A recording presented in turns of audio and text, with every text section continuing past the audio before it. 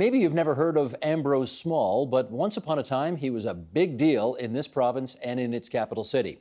A theatre magnate with a network of venues across Ontario. 100 years ago, he made the deal of a lifetime and then, poof, gone without a trace. Toronto Star reporter Katie Daubs brings fresh eyes to this cold case in her new book, The Missing Millionaire, the true story of Ambrose Small and the city obsessed with finding him. And she joins us now for more. Nice to have you here. Thank you very much. Well, let's just, actually, before I ask you about Ambrose Small, I want to know how you got to this story. Sure. So I'm a reporter at the Toronto Star, and back in 2012, we wanted to do a piece exploring the Path Network, the food courts and shops underneath the financial district of Toronto. So they sent me there to live for 2 weeks, and I was not living underground, but in one of the hotels connected. And I was looking for history of the financial district, and somebody said to me, Scotia Plaza, the site where this is on Adelaide Street, close to Yonge, that's where this great theatre used to be called the Grand Opera House. And that was the scene of this mysterious disappearance of Ambrose Small. And the name was familiar to me because I'd read Michael Ondaatje's In the Skin of a Lion when I was a teenager, which is a fictionalized version of the story. But I was immediately intrigued and started digging around. It's one thing to be intrigued by a story like that. It's another thing to say, and I'm now going to spend the next 5 years of my life going through archives and interviewing people, et cetera, et cetera. So why do that? It was too complicated. I initially thought this would be a great story for the Toronto Star. I love writing about Toronto history. It was too complicated. As you can see, the book is quite long. To put into a regular story, I thought maybe a podcast would be good too. But then I just thought the only way to do this in the way that I felt the story deserved was to nail down all the facts and to kind of explore and do a deep dive, and the book just seemed to be the best way to do that. Gotcha. As we bring a picture of Ambrose Small up, tell us who he was. He was a towering figure of the Canadian entertainment landscape. In Toronto, he was well known for owning the Grand Opera House, but also being the man who revolutionized theatre in Ontario. While other people competed for prestige, Ambrose was all about quantity. You mentioned before about his vast network of Ontario theatres. He had theatres that he controlled in some ways up in Sudbury, Stratford. There's about 40 of them. So he was a guy who saw that there was definitely power in owning so many places, and he could control Ontario. Here's an excerpt from the book. But this was his chance to escape a business that was becoming more difficult to control. The Great War had been hard on the box office. The Spanish flu had frightened people away from public places. And the actors were demanding better wages and working conditions. Charlie Chaplin and the rest of the silent film stars trapped inside a canister of film were easier to deal with. Railway travel was becoming more expensive, and the traveling show was looking a little tired. So were his theaters. Okay, you've talked about how extensive his theater holdings were. So he decides to sell. Yes. Everything? Everything. Yeah, that we know of. He has a group from Montreal, a group called Trans-Canada Theatres, who are interested. They want to build a cross-Canada network. So they've got theatres already in Vancouver, in the Prairies, and Ontario is the key to having a cross-Canada network. So all along in 1919, they're talking to Ambrose, trying to get the terms of the deal sorted out. And he decides it is a good time to go. He sees the writing on the wall. He gets a really good deal, I think, because as it turns out, Trans-Canada will close down a few years later. It's not a good idea to do a cross-Canada theatre network.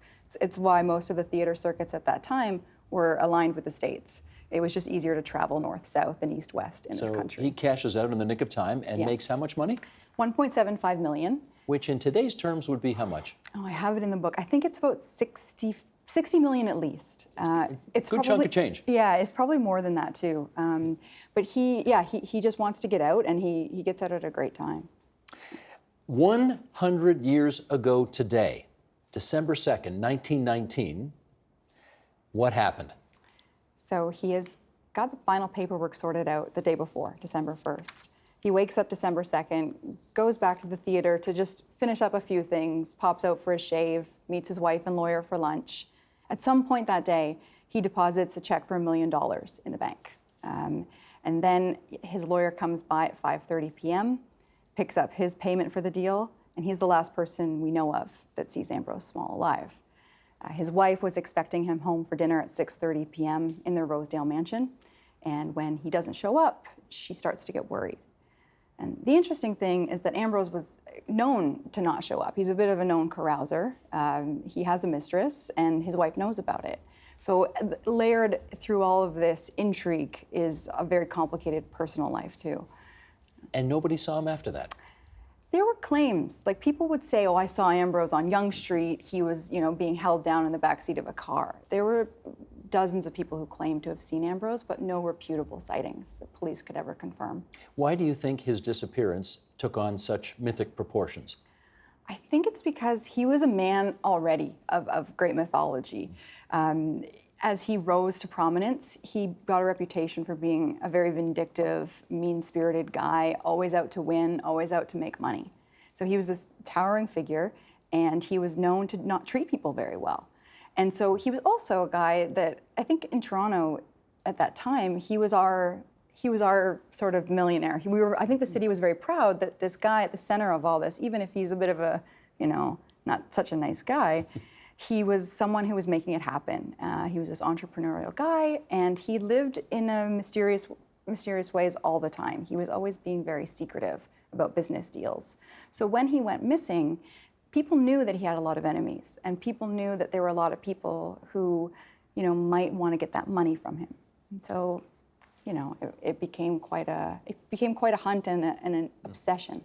So that's the gist of the story, the mystery surrounding this guy's disappearance. Let's go back and do some of the background now on how Ambrose Small, how his family got to Canada. Sure. Typical Irish Catholic family, so to speak? Yes, I think so. The grandparents of Ambrose Small were the ones who made the leap, and they settled in Agila Township. Where's that? It is north of Toronto, so if you're going up Highway 400 today, you would get off at, I don't know what exit it is, but it's probably about an hour's drive north of Toronto. And it was known as a Catholic enclave in the Ontario countryside, where you find mostly Protestant places. It was Orange, Ontario back then. It was very orange. Yeah. And so I think a lot of Catholics, the Smalls saw, that there was wisdom in being surrounded by Catholics, because there was a lot of discrimination against Catholics in those days too, in terms of jobs and things like that. So the Smalls settled there. They had Ambrose's father is one of 6 kids. And so like many people at that time period in the mid-19th century, there's not a lot of land left to farm. Ambrose Small's dad gets into the hotel business and eventually moves to Toronto in the 1870s. And they called Toronto the Belfast of Canada back then. Yes. How come? It was such an orange city. Like you said, Ontario is so orange, but within Ontario, Toronto is the epicenter of all that power. There's a lot of orange lodges here. The mayor is always orange. The chief of police is always orange. Every July 12th, all city employees get the day off to watch the Orange Parade.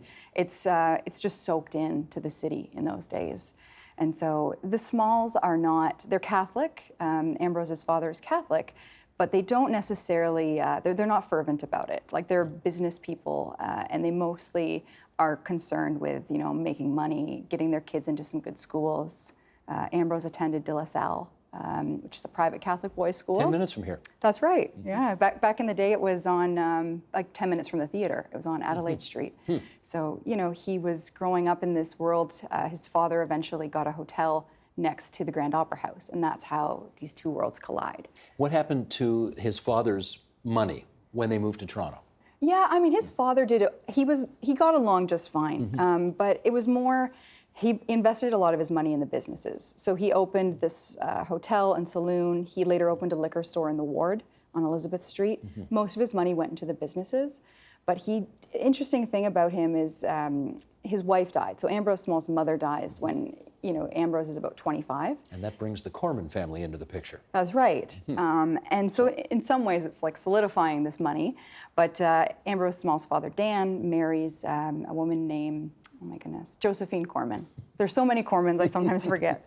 And she is the oldest sister of Theresa Corman, who will later be Ambrose Small's wife. We'll go through this again. 1902, Ambrose marries the younger sister of his stepmother. Yes. That's kind of kinky.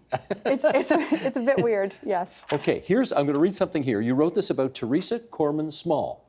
This is the wife. Theresa Small's life was an exercise in cognitive dissonance. Her parents had made their fortune in beer, which allowed Theresa to attend a school where she learned how to be smart and pious. Sin paid for salvation. Her husband ignored the Bible with great flourish. The spoils of entertainment and the racetrack had paid for the Rosedale mansion and her train tickets to the religious conference. She treasured the virtues of domesticity, but she had a staff that cooked her meals and cleaned her house. Okay, we got to know more about Theresa Small. Who was she? I know. I love that she's such a contradictory person. She grew up outside of Toronto. Initially, the family was raised in a small town called Carlsruhe, kind of out in the outskirts near Waterloo. They come to Toronto. She's one of about 10 kids, and big Catholic family. Her father is he worked for the government at one point, and he's a really good businessman. He starts a brewery in Toronto with another guy. He takes it over, and the family starts to do really well, well enough to send Theresa to that school that you mentioned, which is run by the Sisters of St. Joseph. And yeah, Theresa just grows up in a more privileged environment than her parents would have had. They were very much middle class, looking to go into the upper class, and they bought a house at Bloor and Yonge in the 1880s, alongside a lot of the titans of the day, people who had made their money in manufacturing and all kinds of wealth. So she's classically trained, she's a singer, very pious, and she's 30 when she meets Ambrose. How was their marriage? So in the beginning, it seems to be pretty good. They go traveling all over the world on steamships every summer when the theater shuts down. They have, this beautiful mansion in Rosedale. Theresa has all the jewels and furs that she could ever want. But Ambrose he likes other women. He likes chorus girls. It's known that he has affairs. There's stories about him having secret rooms in his theaters so that he can have these, pursuits away from Theresa's watchful eyes. So Theresa eventually finds out about one mistress during the First World War who has some staying power, and that's when she finally confronts Ambrose about it. How'd that go? It didn't go great. So it's 1917, and by that point, Theresa is volunteering with a battalion of soldiers here in Toronto, helping them raise money for the war effort. And when she tells Ambrose, "You need to get your mistress out of town," he comes back at her with an accusation that she's having an affair with the battalion's chaplain. Any truth to that?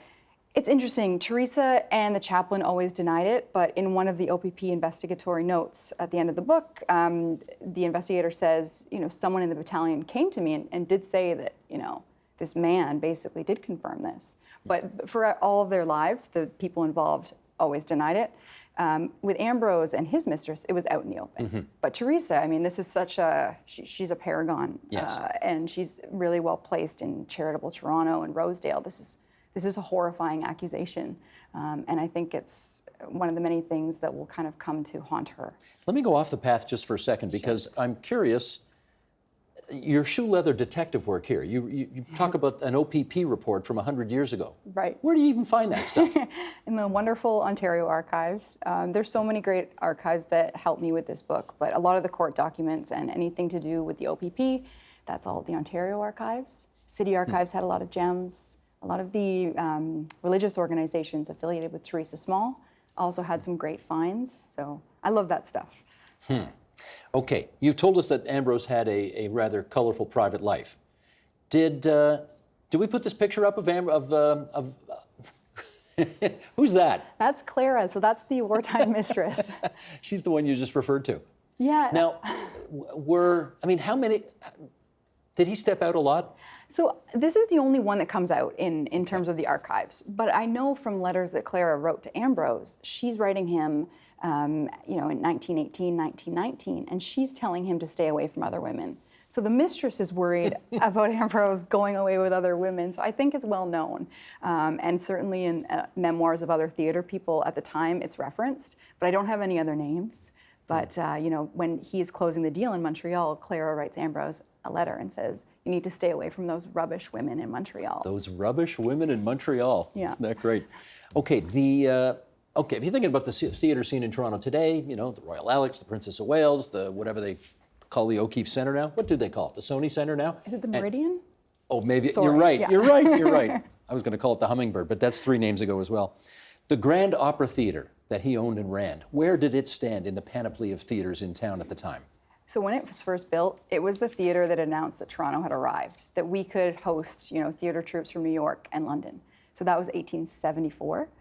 By the time Ambrose takes control and takes ownership of it at the turn of the century, its glory days are over. By the time that Ambrose takes control, there's about a dozen theaters downtown. The Royal Alex that you mentioned comes around in 1907, and that changes Toronto theatre forever. It's more prestigious than the Grand. The Grand was kind of it had a good reputation, but it was more of a cheap place to see something good, a good value show. And people see theater in those days like we would watch television or see a movie tonight. You know, it's pretty cheap entertainment, and there's something every night of the week. There's also lots of vaudeville, lots of burlesque. So Ambrose is in a very competitive entertainment landscape in Toronto. As I look at the cover of your book, I mean, it does evoke kind of a Massey Hall quality to it, you know? Yes. Yeah, it's got it's old bones and, you know, just grand at the same time. Well, obviously, as the name indicates. Okay, Ambrose disappears. Did Theresa go to the police that night? No, she'll come under criticism for this later. She takes 2 weeks until she talks to police, and even then, it's not of her own volition. Some of Ambrose's friends say, you know, this is weird. Normally, if he goes off on a tear, we'll hear from him. But, you know, there's no movement in the bank accounts. We're going to go talk to police. So they go over to Old City Hall, where the police are located, and mention this. And they say to the investigator there, like, his wife doesn't know that we're here, so kind of tread lightly. And they go right away to Rosedale and talk to her. And, you know, she gives the explanation that I told you before, that, you know, she was waiting for him to come home for dinner. He never came back. She tells police eventually about the mistress and says, you know, he's in the hands of a designing woman. Designing woman. He'll be back any day now, and I don't want to anger him. If I put something in the newspaper, he's going to be furious, and I don't want to embarrass. I don't think she also kind of played off of, I think, their own expectations of you know, it would embarrass her. Like, the police are very cognizant of Theresa's place in society. So how would the police normally have investigated a missing person back in the day? So it's interesting, at the Ontario Archives, a lot of times it happens after the fact, where people wait for someone to come home, and then they'll write to the police in many cases and give like a description of what the person looked like, and police would send these out to other detachments and places across Ontario. But in Toronto at the time, you're at a huge disadvantage if it's reported 2 weeks late. You don't know if there's a crime scene. They go to the Grand and they see Ambrose Small's office, and there's chairs that are broken, there's a phone hanging off the wall. There's all kinds of signs that something is amiss here. But generally speaking, they would try and get a chain of evidence together and canvass as many people as they could, which they did in some ways here, but the Toronto police investigation is very flawed in this case, to put it lightly. Sheldon, flip a switch if you would, and let's bring up the next photo. Who's that? That's Jack Doughty, longtime right-hand man of Ambrose Small. Boy, does he look shifty. I mean, look at that face. That face is the face of someone who is involved in no good. Well, as it happens, after Ambrose goes missing, so he's Ambrose Small's longtime employee for 18 years. He runs the show along with Ambrose. And while Ambrose gets $1 million check, Jack Doughty gets nothing. And in the lead up to that big sale, he's kind of doing the equivalent of a modern day Google search and asking people, like, is there any way to get, you know, money out of the boss? And he leaves this trail behind of people that later tell police, you know, Jack came to me talking about kidnapping, talking about various schemes. So the suspicion shifts onto Jack. This happens in late December 1919. And then eventually police notice that there is some money missing in Ambrose Small's vault, which Jack has access to. Yes, even more so. Like, Theresa didn't even have power of attorney for many reasons. Ambrose didn't trust her, but he did trust Jack. And so that's where the police go looking next, and they can't find Jack.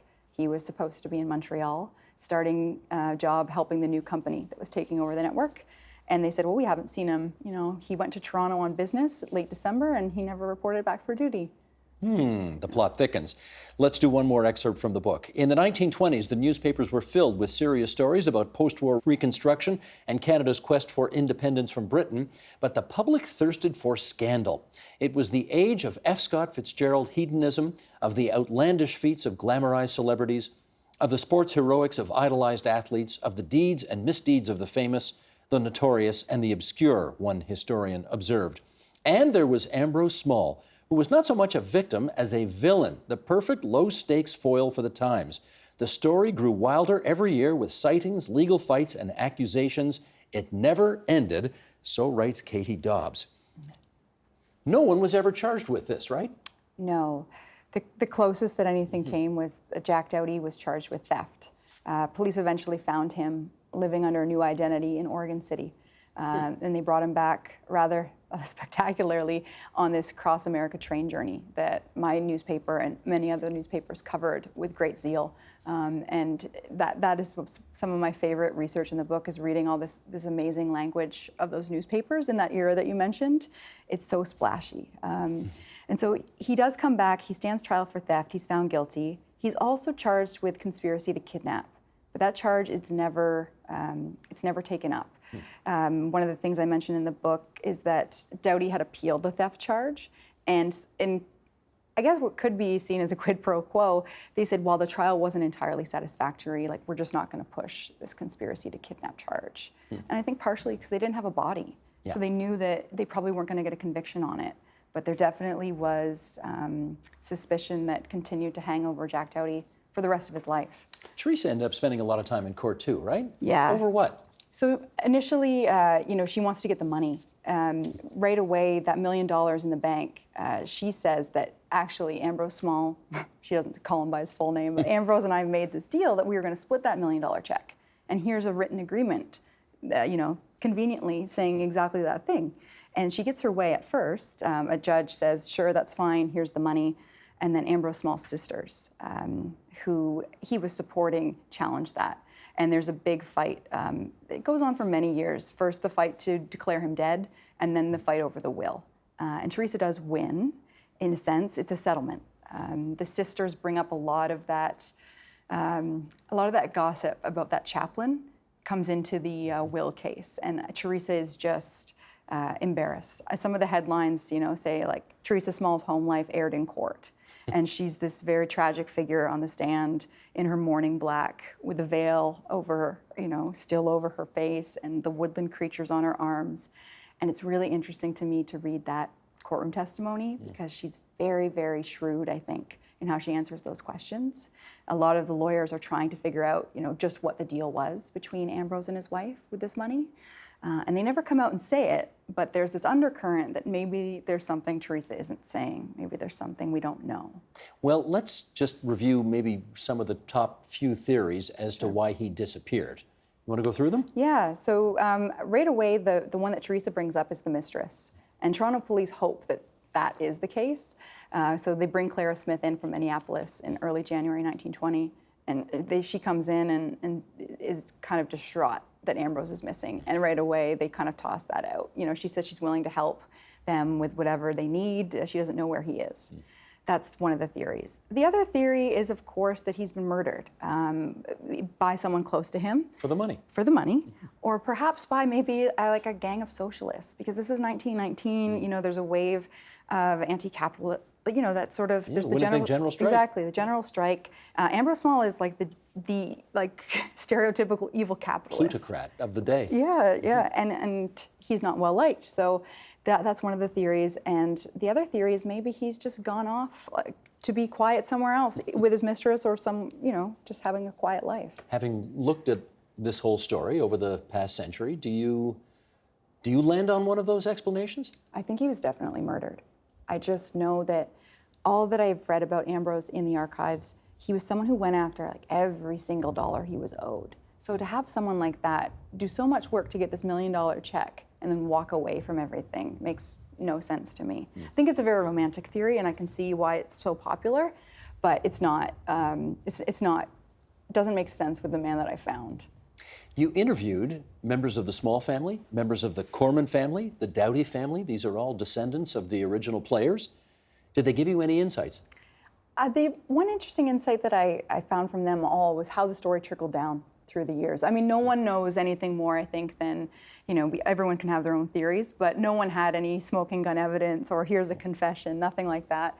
But the really interesting thing was, for all of them, I think, the story was kept silent for many years and many generations. And it's only been in the last maybe 20, 30 years for some of these families that it's open again. As some of the original members of the family who I think we're in the middle of what was a very hostile media environment.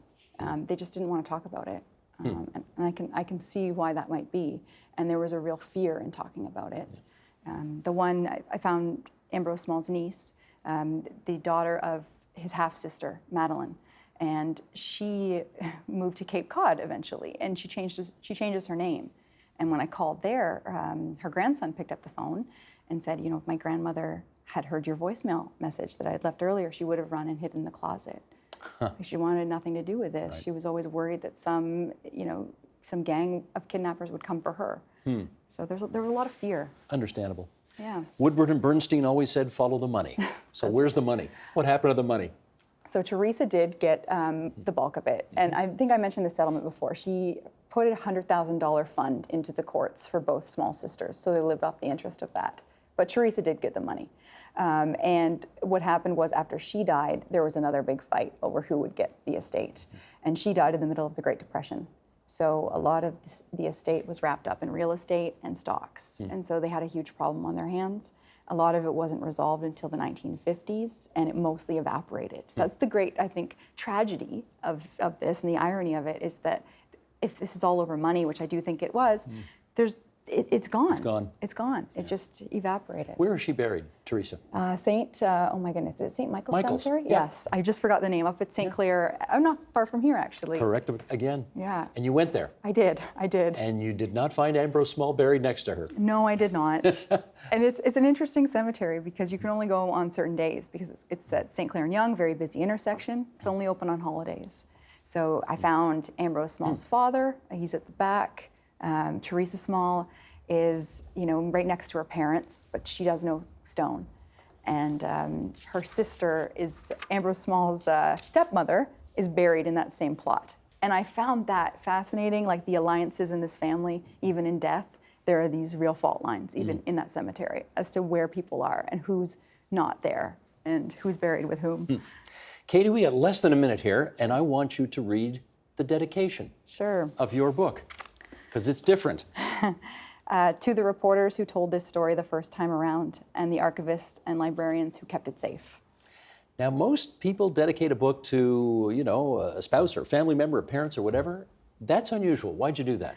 And while I love all of those people and they're so helpful to me writing this book, I just really felt indebted to all of these people, especially in the media landscape we are now in terms of cuts. I really worry sometimes about the future when historians 100 years from now are trying to figure out what happened. I relied so heavily on reports from back in the day, and the fact that these documents still existed and were kept safe for 100 years so that I could hold them in my hands and write this book, it just boggled my mind, and I was just so grateful for it. Well said. The Missing Millionaire is a great read, and good for you for keeping the story alive and getting it to a whole new generation of people who never would have heard of this guy. Thanks a lot, Steve. Thanks, Katie.